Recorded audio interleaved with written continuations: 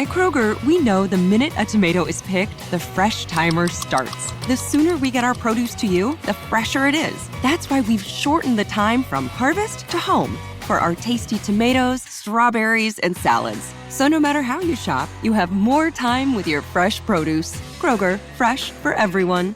And now, shop what you love and save $2 on each participating item when you buy 3 or more with your card. Kroger, fresh for everyone. WQEE 99.1 FM The Key, home of Southern Sports and Talk. Noonan, Sharpsburg, Franklin. Cars will break down, and when they do, it's too late. If your car's out of warranty, it leaves you with 2 choices. Get stuck paying for expensive repairs, or one phone call to CarShield.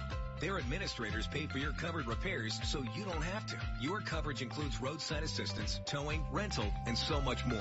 Plus, with their nationwide network, you choose the mechanic or dealer. Best of all, there's coverage for every wallet size.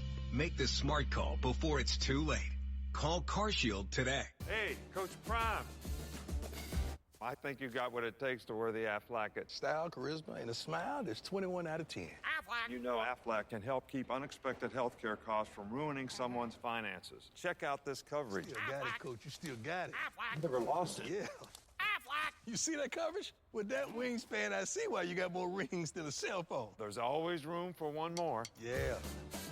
Get help with expenses health insurance doesn't cover at Aflac.com. The House of Light brings clarity to your soul, offering a safe space for healing through our compassionate practitioners, services, classes, and wisdom, plus the tools to support you in our retail space. Are you looking for guidance and direction? Stop on by the House of Light Tuesdays from 12 to 3 and have tea and tarot with Christy. The House of Light is located at 29 Jackson Street in Noonan, Georgia. Call 470-414-6711 for more information. My name is Dr. Tony Fauci here at the National Institutes of Health. If you've recovered from COVID-19, your plasma has antibodies that may help others fight COVID. Please donate plasma now. You can literally save lives. There are thousands of locations across the country where you can donate. Find the site to donate your plasma at coronavirus.gov. Produced by the U.S. Department of Health and Human Services at taxpayer expense. The views and opinions of this show and program are not the views and opinions of this station, its management, or its clientele. Welcome into Health, Happiness, and Harmony Hour with Dr. Lewis Boynton. Your session has been booked. It's now time for you to tune in here and get positive vibes, great information, and much more. Here is your host, Dr. Lewis Boynton.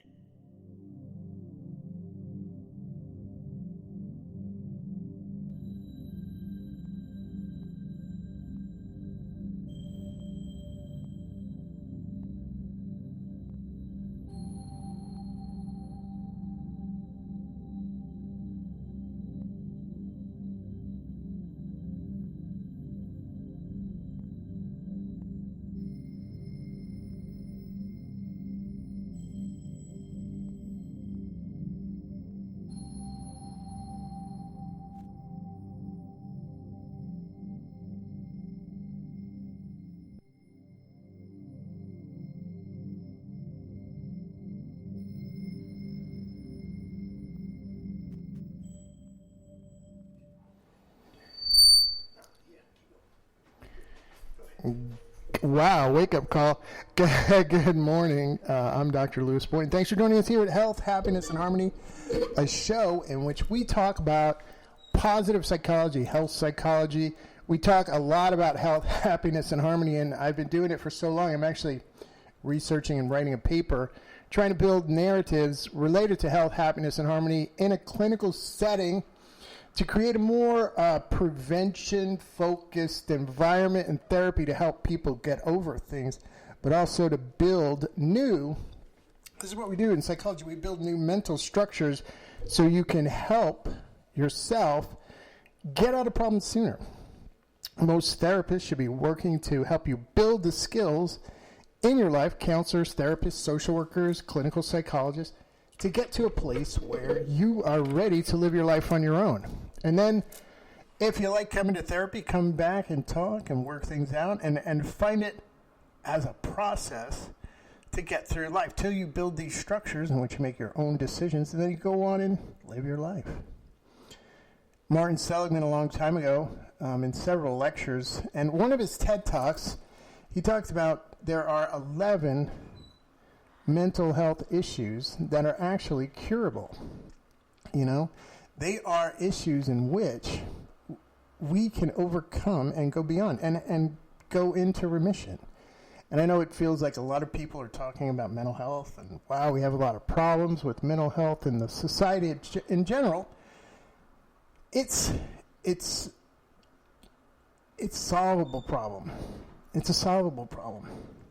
We need more shows out there talking to people about things with professionals who actually do the work and work with people, not necessarily just write books and teach classes. Nothing wrong with that. They need to be out there too, but we need more experts who are actually doing the work, which they're so busy doing their work right now, it's hard for them to get out and about. Fortunately for me, I put my office really close to a radio station, so it's really cool. Literally, like, what is it, like a 1 minute walk from? Yeah. If I have any radio emergencies, like I really need to come on the air, I can just run down the block and go, all right, everybody, I got in a radio emergency, I got to come on the air. Maybe one day we can be in the same building together. One day we will, yeah, we'll have that happen with a nice little production room too, so we can do production and then have it live streamed while we do the shows. That would be the next phase of this. We're live streaming right now too. I mean, video live stream. Oh, video, add video. Yeah. Video live stream would be cool. Get that done, Doc. We can do it. I got the EPQ at the office right now, so we got to work on that one. But today I really was thinking about this. Psychology Today has been actually reading my mind. And I don't know how the editors read my mind from that far away, but maybe it's just like, you know, like Carl Jung believed there's a collective unconsciousness. He believed that all of us are uniquely connected somehow as humans to this underlying conscious reality of meaning. He called it the collective unconscious. He said humans all have similar things, and he got that from all of our origin stories, our mythology, or he called these things archetypes. Archetypes are the characters you usually see in the movies. You ever notice, like, there's like an old wizardy guy in a lot of movies, like Star Wars and Lord of the Rings and stuff? There's like a tough leader, you know, like in all the Avenger movies.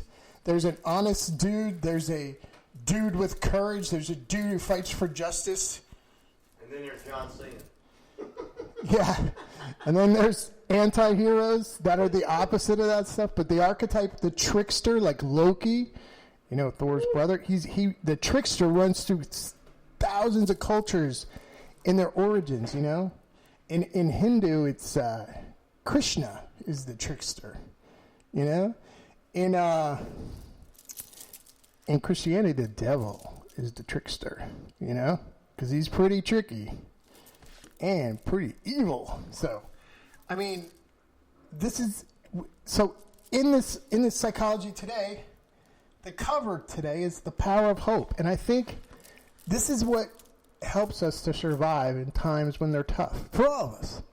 Is hope, and as a matter of fact, if you have depression and you feel hopeless, that is a very dangerous place to be. It's because I know this because I've met lots of people who have tried to take their own life. It's a very hard decision for most people to make and work themselves up. It does not happen very rarely. It happens instantly, but when it's instant, it's usually an impulse control problem, also related to somebody being intoxicated. That happens, and that's usually like not a planned thing. But there are people who have depression that's so severe that they cannot feel anything. They cannot hope for anything. When you lose hope, it's pretty much a critical place in life.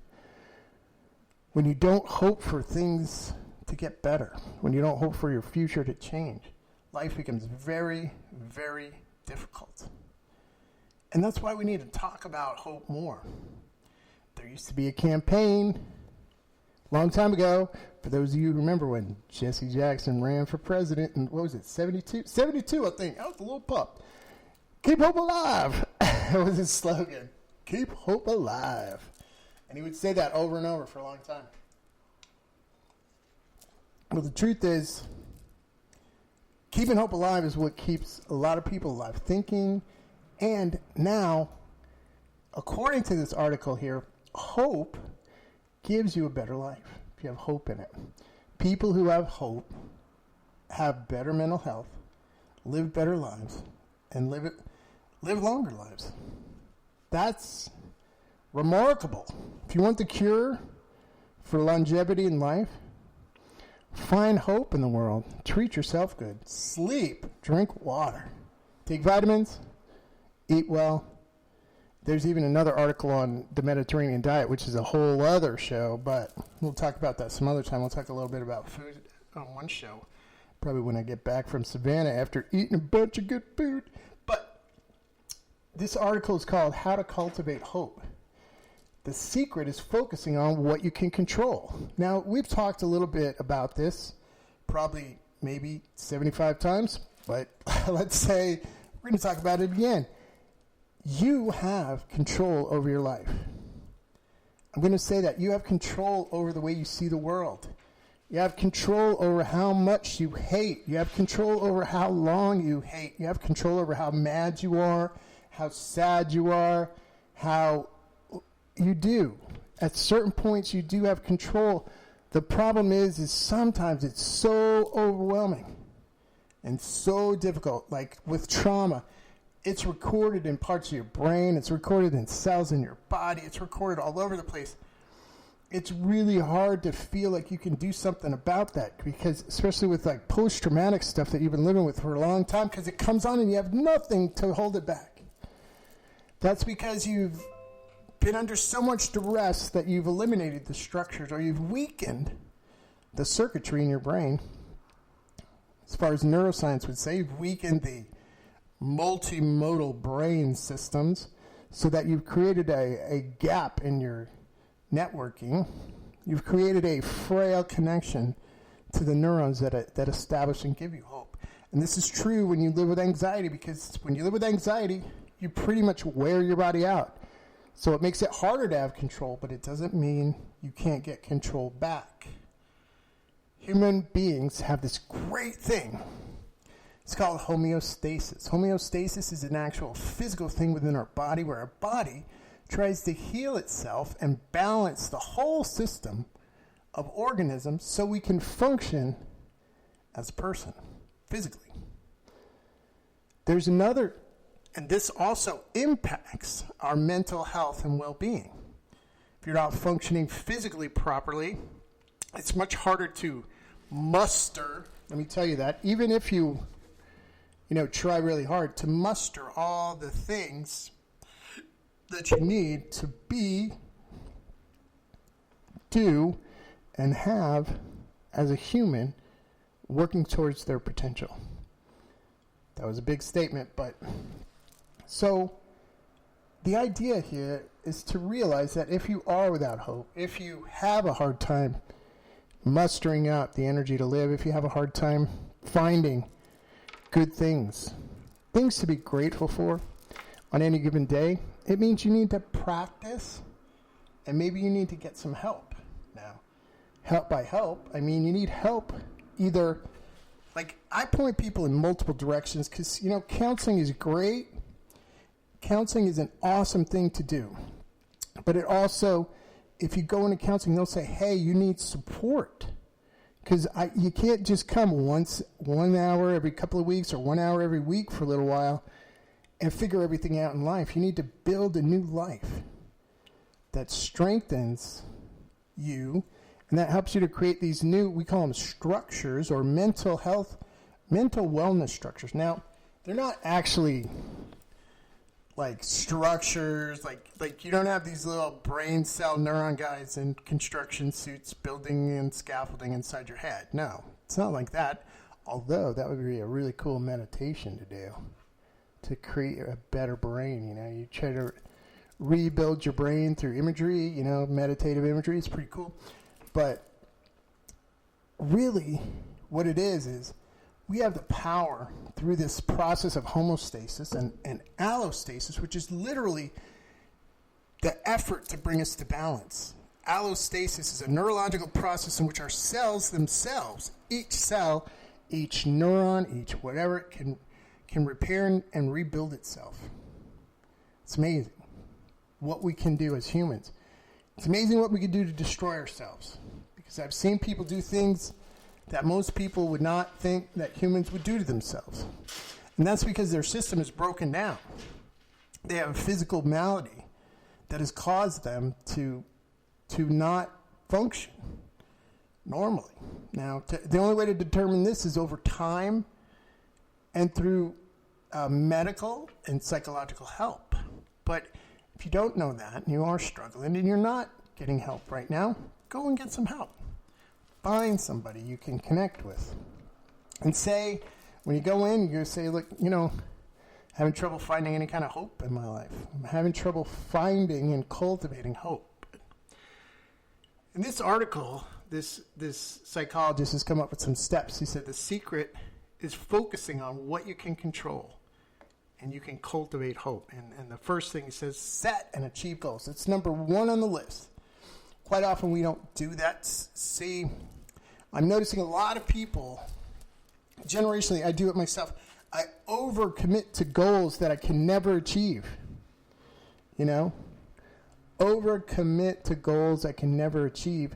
And therefore, I feel like I have to give up because I'm never going to achieve my goals. And when I was a young person, I had this happen to me quite a bit.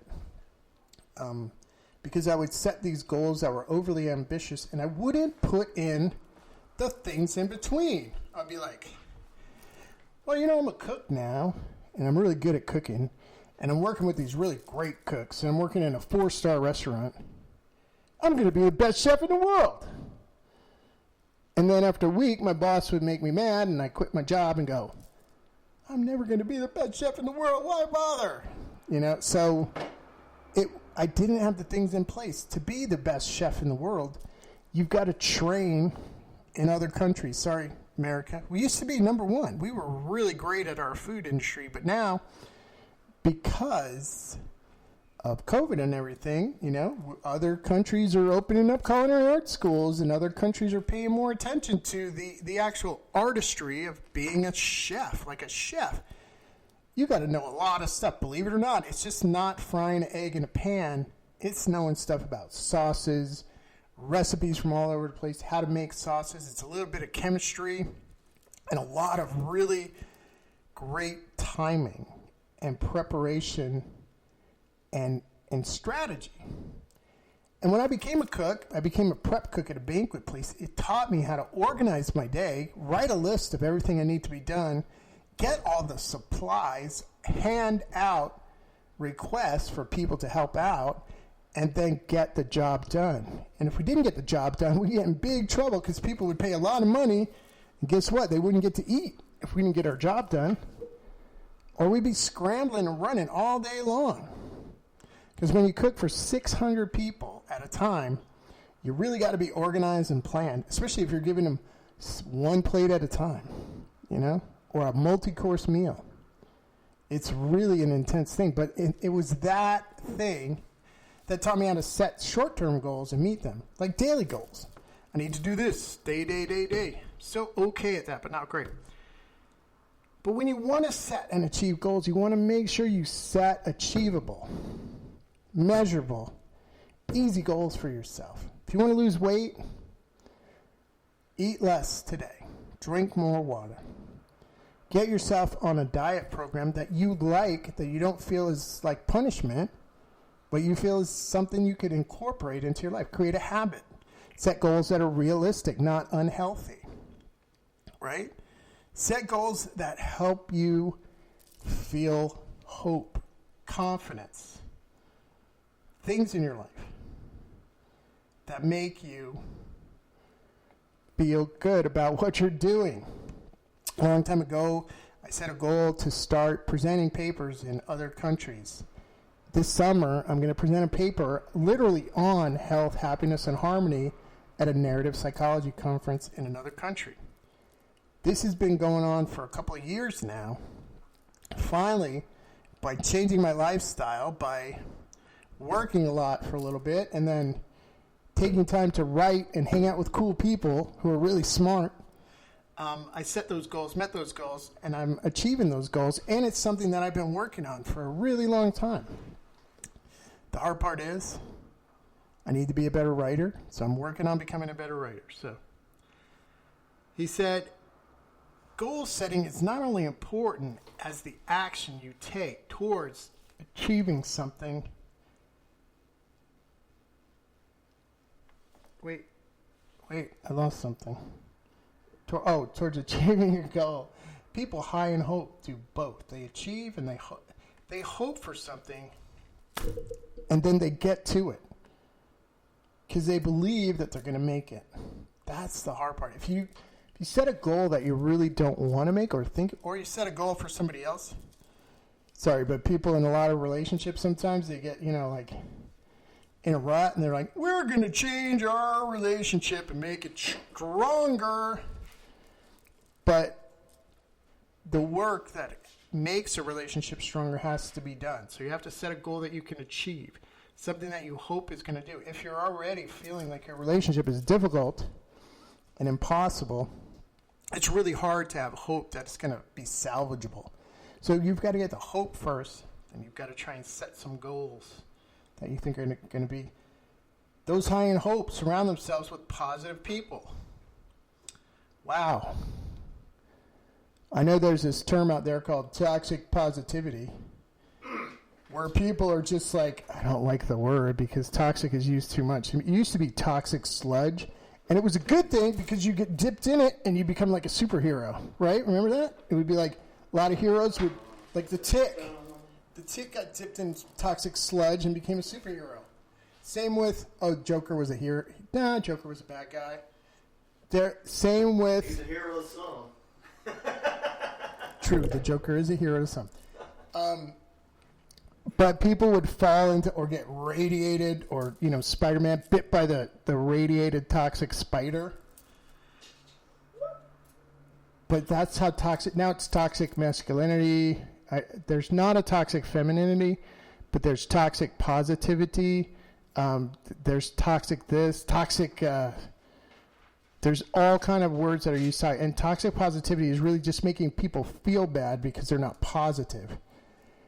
We used to call that, they used to have a skit on Saturday Night Live with this girl named Debbie Downer, and she was like the one who was like always down and always had a bad comment to say and that kind of thing. It would be like taking Debbie Downer and forcing her to be happy, or people who actually are so... Like he says it in this, you have to have a little bit of a cognitive dissonance to have hope, but you also have to have a little focus on the real world to sustain hope, because you can't just believe everything's okay while your house is on fire. You know what I mean? While your life's falling apart.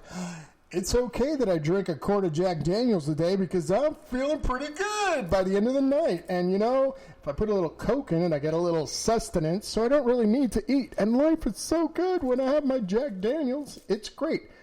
That's kind of cognitive dissonance and a little bit of denial. And those are the things we have to watch for, with positivity and positive people. But positive people because guess what? Most of the time, if you meet positive people, they're like, they got something good going on.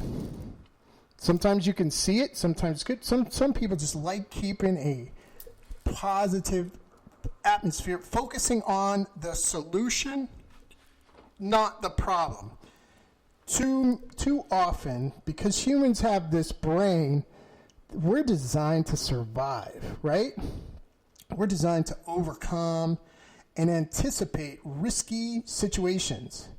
And when we did our show on emotions, we talked about the automated process that emotions react. Remember, humans are emotional people. It's like, don't you talk to me like that.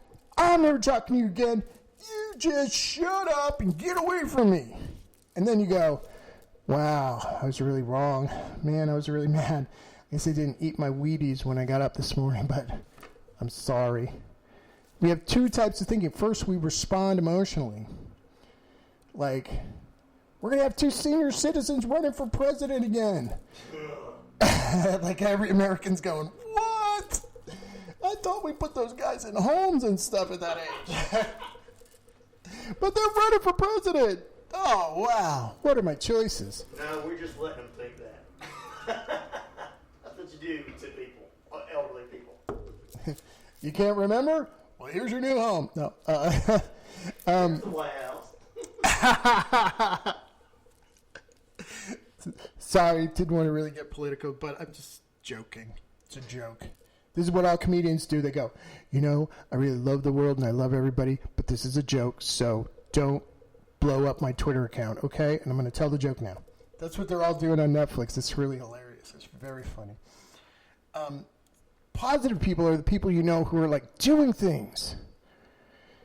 Maybe they exercise. Maybe they eat well. Maybe they don't have a lot of terrible habits. Maybe they have some. Positive people are looking for the good things, looking on the solutions. Positive people can be sad. But they can say, you know what? Sorrow and sadness are part of life.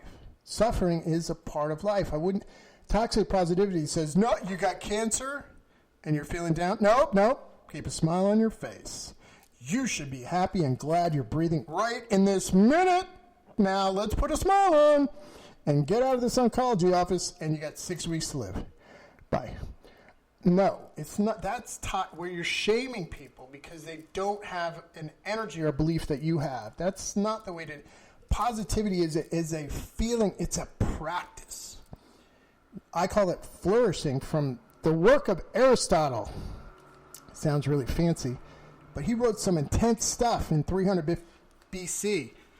And over, when we rediscover his work, it's really that nobody's really read it all, so because it's hard to read. You got to sit with it for a while. Same with some other philosophers. I have a book that I keep to remind me of the year I spent trying to understand it. It's called Being in Nothingness, written by Jean-Paul Sartre, Pulitzer Prize-winning, Nobel Prize-winning author, although he rejected the prize because he thought it would make his writing bad. Can you believe that? I can't believe that, but that's when people had some kind of integrity. He said, look, I don't want your stinking Nobel Prize for writing.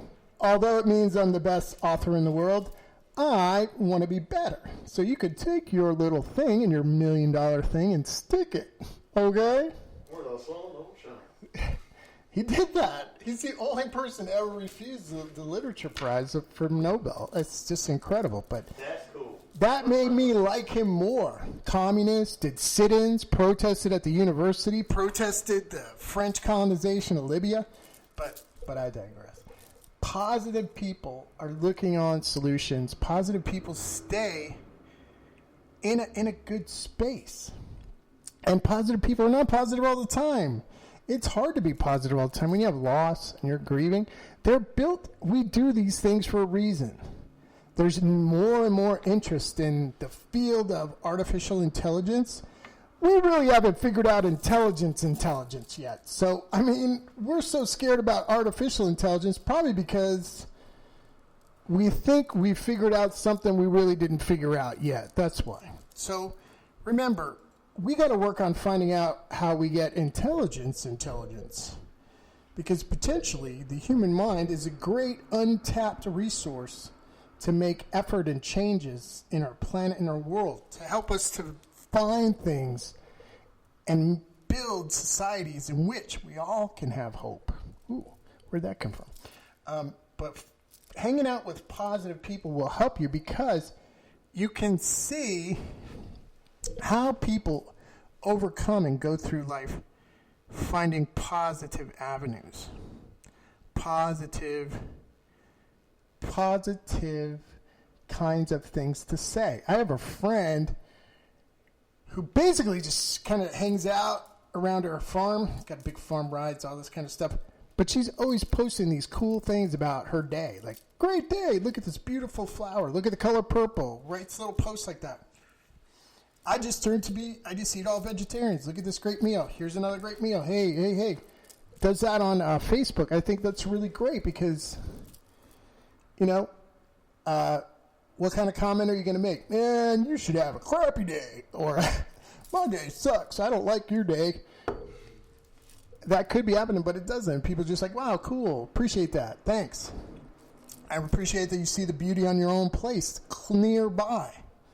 Positive people see the beauty in the world. They see the kindness in people. They see that equality among humans. They see that the world can change and get better. We need more positive people because positive people show us that it's possible to even be positive. Because, in this world, I could give a list of things that are wrong. It's harder to focus on the right things and believe that they're going to happen and be possible. It's even harder to try to stimulate or create an interest in positive change. Now, that's really tough one to swallow, right? How are we going to have positive change with all the things going on? We got whatever. We got satellites. We got Chinese balloons. We got stuff in the water. We got stuff in the air. The atmosphere is this, and the moon landing was fake, and we got lizards running the government, and we got all this stuff going on, and what the heck? And my phone just keeps hitting me with notification after notification after notification after notification of stuff that may or may not be true, but it sounds kind of like what I believe already, so maybe it is true, and oh my God, is that true? Wait, let me look at my newsfeed and see how many people commented. Wow, 3 million people commented on that. Yeah. That must be true. Wow, what a world we live in, man. Used to be, if I want to find out something's true, I go get a book, go to the library. Library? What is that? One of them ancient buildings? It's a building with computers and books. That's an ancient building. And you got to read to enter. I believe most of us have. The reason why it helps us to look up things on our own is because it also can challenge us to push us to reshape our views in order to overcome some of your most horrible negative cognitive functioning. You've got to first establish that it's there. Guess what, folks? We all have stereotypes.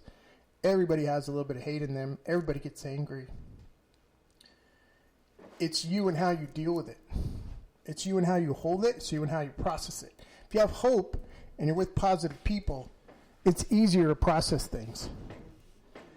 It's easier to get through things. And you don't want toxic positive. You don't want Susie Sunshine making you feel bad. You're like, God, every time I hang out with Susie, she's just so sparkly happy. It just makes me like, yeah. Blah. And you're like, wow, does it seem real or possible? Oh, Lord. Maybe those people are really happy, and that's good and all, but, you got to find what you fit with. You want to find people who are positive, who help inspire you. The South, when I first moved here from New York, freaked me out because people were so nice. But I didn't know about bless my heart and all those little common sayings that are just kind of like, bless your heart. It's a dig wrapped in a compliment, wrapped in a metaphor. You know what I mean? Basically like, yeah, bless you, buddy, because you're going to need it. And what's that funny accent? Why are you coming down here from that place? We don't like you here. You costing our town too much money. These Northerners, man, with them ideas, big old fancy cars. Yeah, Yankees. I used to say, hey, man, I grew up in Hawaii. I'm an islander before I'm a Northerner, man. But, I hung out in New York. It was cool. I hang out in the South. Hotlanda's cool. It's very hipsterish. When I moved down here, Buckhead was hip, man. It was comparable to some cool places in New York. That's true. It used to be hopping, man. Back in the 90s, Hotlanta was really hot, man. Big things going on. With the Olympics coming, there was buzz all over town. We changed Stewart Avenue to Metropolitan Avenue, classing up the joint. I don't know if anybody remembers that shift, but that was a really funny shift for people who live in Atlanta, especially for those of us who are in the restaurant industry. But sticking with positive people, building hope in your life, setting goals and achieving goals, these are all great things to do. Another thing is focus on what's going on now in your life. I did this when I got sick and I got really, really, really, really down. I would focus on the future too much and miss a lot of things in my life. And fortunately for me, my fantastic child would always bring me back to what's now. Because the young kids don't think about the future. They think about, what do I do now? I want to play. I got to go to the park. I want a dog. I want to walk the dog. I want to play with the dog. I want to go to grandma's. I want to go this. I want to do that. I want to get ice cream. I want to go here. I want to go. But if you hang out with kids enough, they keep you in the present. So you can actually build a practice of staying where you are in the moment. It's the most important times with your children. It's the times you think about when they're grown. Are the times when you were there with them. I remember teaching my daughter how to tie shoelaces. It was, a struggle. Dude, she wanted slip-ons. She actually convinced my wife to get her those things with the Velcro-y things. And I was like, no, we got to teach her how to tie her shoes. But that moment where she learned and did it herself, when she came to me with her shoes tied, when she showed me she could do it, when she recited the little whatever bunny rabbit goes through the thing and through the hill and all that stuff. I've forgotten it now because my daughter's just turned 25, but remembering that and being there with her, remembering her graduation, her master's graduation, because she graduated college with her bachelor's during COVID, but going to her master's ceremony with everybody was I was very proud of that. I was so extremely proud watching her graduate and get her master's in economics. Being there for that, even though I had somewhere else to be, immediately following that, it was really incredible the day that I had for that. But being there and witnessing that and being present for that is incredible. Being present for the birth of my daughter, being present for her life in general. So I guess what I'm saying is when you're in the moment, we know that it's healthy for you. When you could stay where you are, when you realize for the next minute or 5 minutes, everything's okay. For the next minute or whatever, I have everything I need in life. I have all the money I could ever spend in this second. I have all the breath I need in my lungs. I have all the food that I could ever eat. In this moment, everything is okay. And the miracle of life is moments when you can do that, life feels safe. You belong. You have things in your life that you can actually keep and hold in your memory. Some of your favorite memories, if you go back through your memory file, are probably times when you really paid attention to what was going on, when you're really embedded in it. I remember when I was a young kid, I played football. I was a second stringer, so basically I was like a big old tackle dummy. Back then school was a little bit underfunded, so we used a lot of people to practice drills. So we always had a second squad, but I remember being put into the games when I could. I remember how I felt, remembering all the practices and the plays. I remember how I felt going in through and doing these things. And it was an incredible feeling to be part of an effort and to actually win. In sports, that was the feeling that I used to get. When I was coming up in sports, we competed as children as well, and it was a lot of fun. It was fun for us. Winning and losing, we always shook each other's hands. We always hang out together. Teams would have oranges together. I played soccer in Hawaii, so we were always in a beautiful place. So it's very hard to be happy with 80 degrees sunshine, beautiful palm trees, and for fun, we're going to go to the beach and swim after we play this game. Those are the memories that I hold, I hold on to those sometimes. Those present things can also be recalled. I've been doing a lot of work trying to develop music interventions and playing and searching different music. And I find music can generate that call, or it can generate this feeling of being very present to your emotions right in the moment. It's a great way to collect data on how you're feeling, is the songs you're playing and what you're doing. It's a great way to process emotions. Like when you're listening to music and sound, sometimes your memory will be triggered because you're funneling everything through your thalamus, which is basically the regulator. It absorbs everything, it reduces everything to make sense, and then it sort of fires off the circuits. Is it a threat, non-threat, threat, non-threat, threat, non-threat, threat, non-threat? In milliseconds, it sends stuff out. It's incredible. We experience it all as one motion. We don't have any breaks in time that we are aware of. It feels like it's all going on now. It's an incredible way to live if you can be in the present. Hopeful people are grateful for what they have. This is an old Buddhist philosophical statement. The goal to get you to enlightenment, the way to reach enlightenment first step is to learn how to live and love and be and enjoy what you have now. Buddhist monks, when they start practicing the religion, they commit to giving up everything. Their only possession usually is a rice bowl and maybe some of their mala beads, which are meditation beads, and their robes that they wear while they're doing their meditative practices. They get food by trusting that others will feed them. For centuries, this has been going on.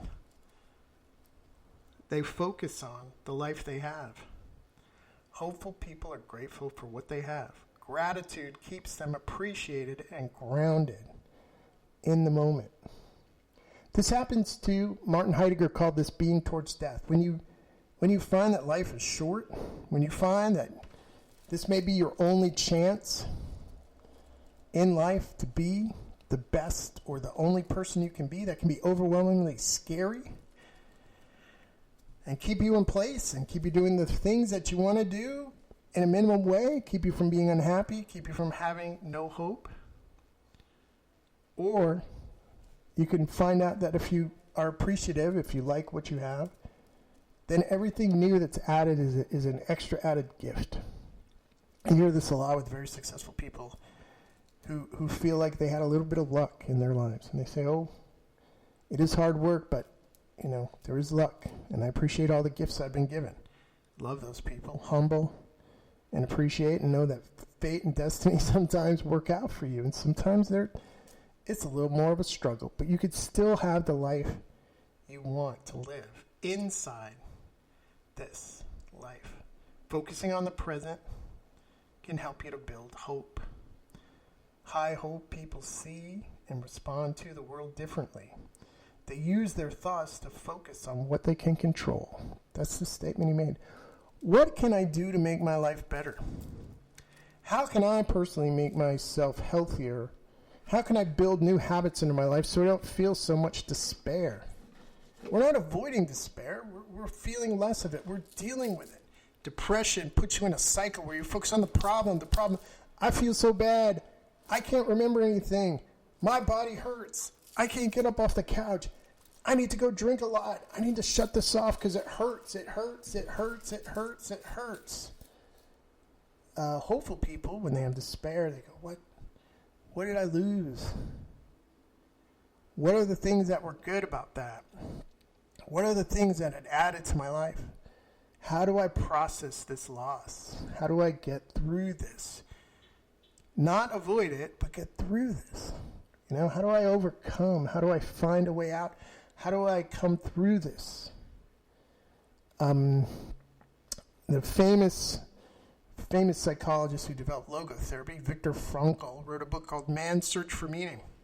In it, he said there's 3 main points of existence: love, suffering, and essential existence. But when he writes about suffering, it's in suffering, quite often we don't see that it's a chance for us to reach our potential, to endure, to find, to discover what this can get us to, how it can make us stronger. Nietzsche's famous saying, I don't even know if it's right or not, but it doesn't. It says that which does not kill us only makes us stronger. Biologically, certain things get built up when they get torn apart, but it doesn't always feel that way. Sometimes it just feels like, man, I keep getting pushed down and beat up the same way over and over again. But if you're always looking at the bad stuff and not taking a break and saying, hey, I need a vacation, I'm going to start looking at solutions versus just problems, it becomes more easy to deal with. What can I control? I'm having financial problems. What can I do? Do I see a lawyer? Do I talk about credit consolidation? Do I pay my bills on time? Do I just make more money? Do I file for bankruptcy and move past it? I don't know. But when you focus on the present and see what you can do for today I can do this much and I can't do any more, I think things get better for most people. Be self-reflected and confident. While believing in oneself is important, highly hopeful people are able to forgive themselves as well. This is incredibly important. Forgiving others and forgiving yourselves is probably the very, very essence of learning how to let go of things. We don't often tag them together, but forgiveness, when you have a deep, deep-seated trauma, deep-seated emotion, you have to be able to forgive something, to let go of it. If you say to yourself, if I forgive, I give them a break, I let them off the hook. No, it's you that are on the hook. You feel this intensity. You feel this pain, this thing. You've got to see, how much is it costing you? How long have you held it? And then when you're ready, you can learn from past things. You can find the lesson in deep suffering.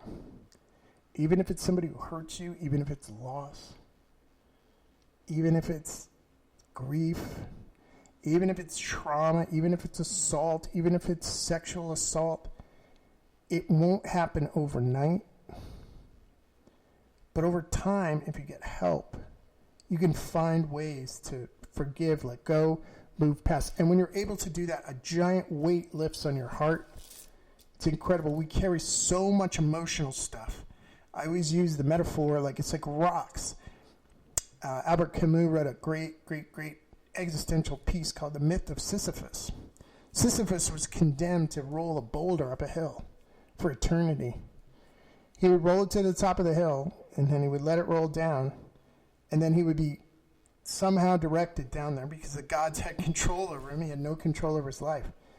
Camus theorized that the only time Sisyphus could enjoy anything was at the moment he let the rock go down the hill in his walk down the hill. His whole existence was that walk.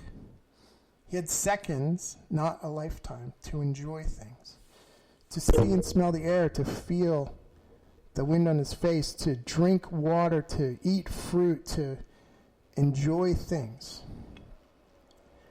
That struck me. His point was that in our lives, we have a short period of time. Our existence is fragile, but our potential is as big as we want it to be. Our potential is big as we were meant to be as humans. We don't know what our potential is if we never try to aim and shoot for that potential. Being confident and self-reflective allows us to open up space to do that. And then finally, it says, have a positive outlook. Keep hope alive through these practices. Find hope in others. That's another way to look at it. Be grateful for life. Another thing is to take some of these over incredible expectations, sorry, we all have them, of something that you deserve or entitled to, and revisit them all the time. Sometimes I get uppity because I think I'm smart sometimes, and somebody's I know, it's funny, isn't it? I get delusional, and sometimes I'm like, man, I'm smart. I'm smart as these guys. And then a smart guy will come and just like, wow. And I go, talk to Rick, and then you talk to Rick, you go, okay. Rick isn't down like that. Rick is smart, and he doesn't know how smart he is. It's really funny. I know, right? You talk to Rick, and you're like, what? I got to read about 22 more books. And then he's like, no, don't worry about that. I'll tell you about them. Yeah, I mean, and he's a guy who was scheduled the time to do it and talk about it. And Rick just loves the discussion. I mean, he's so into the community and discussion. He loves it. I mean, he'll even talk about stuff he doesn't really believe in or think about because he just loves the communication aspect of it. And he's really good at it. He's just a great great person. Sorry, that's Dr. Rick Chambers who's been on the show. He's a fantastic. He's one of those positive people. There you go. That you just can't help. Like when you leave him, you're just kind of like, okay, the world's gonna be better because there's people like Rick walking around. Thank you, Lord. Hey, he's a wrestling fan. That's right. You can't help but add on the wrestling, right? Wrestling provides hope to others in a big way. But keeping a positive outlook is a number one thing to try and do, even in hard times. I've been in places in my life where I felt like, man, what is the point of all this? Who's a rabble?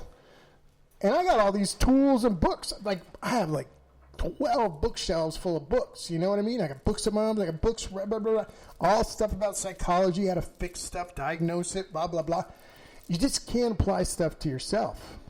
So you got to have an outside perspective. You got to have people outside going, hey, man. When I was writing my dissertation, I got really sick, and I was, like, checked out. I submitted a copy of my dissertation, and the writing was so terrible, my chairperson actually got 3 other people to come to my house and visit me and go, hey, what is going on? And I'm like, what do you mean? That was great. And she's like, well, I'm going to read it out loud to you. And I'm like, whoa. What was going on in my brain is like different than what came out on the paper, okay?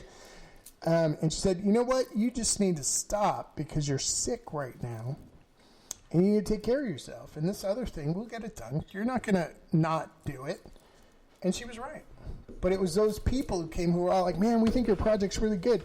My first dissertation chair told me she thought it was important paper, something that was going to change the way we do this particular qualitative research thing, because I was actually inventing a whole new method.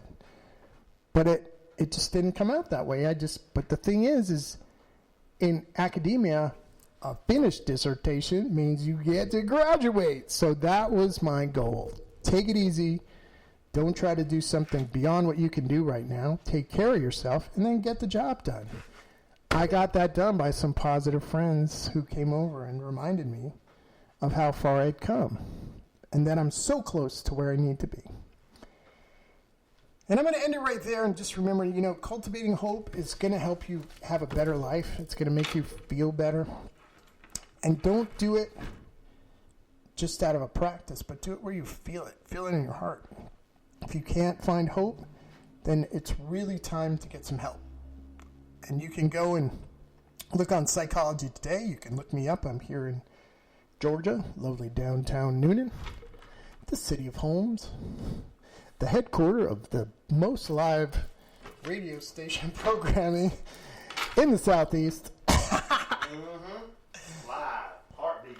The live programming that we do this old school radio, and Dr. Johnny Fever comes in once a week, and Venus Flytrap as a visit to consult on our coaching and talent experts.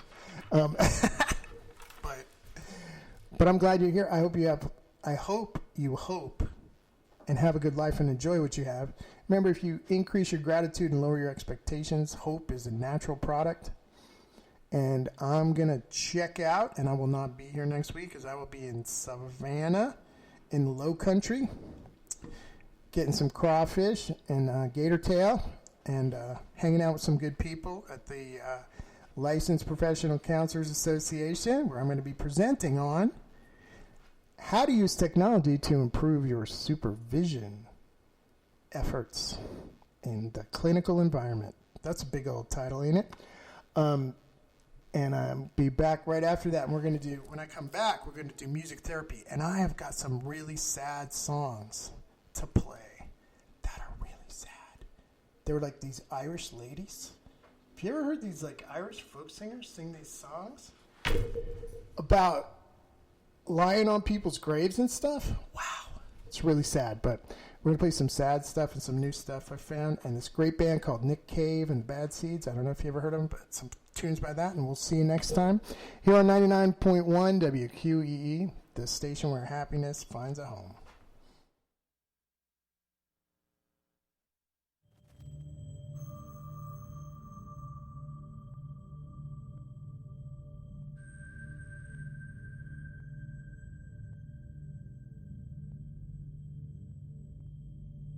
At Kroger, we know the minute a tomato is picked, the fresh timer starts. The sooner we get our produce to you, the fresher it is. That's why we've shortened the time from harvest to home for our tasty tomatoes, strawberries, and salads. So no matter how you shop, you have more time with your fresh produce. Kroger, fresh for everyone.